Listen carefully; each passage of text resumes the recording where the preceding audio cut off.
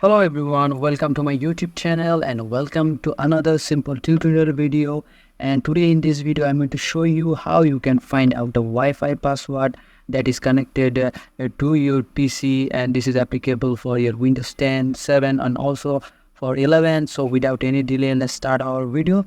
First of all, go to your search bar and search control panel here and click that control panel, and here you can see the option network and internet. Just click that option.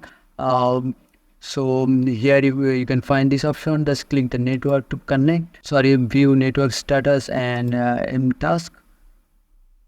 Select that option. Here you can see the Wi-Fi name, and this is a clickable option. Just click that option and you can see many options here, but all you have to do is select this option, wireless properties. Just select that option, and this is the connection, and all you have to do is select this security option, and here you can see the network security key, and this is basically the password of your Wi-Fi connection.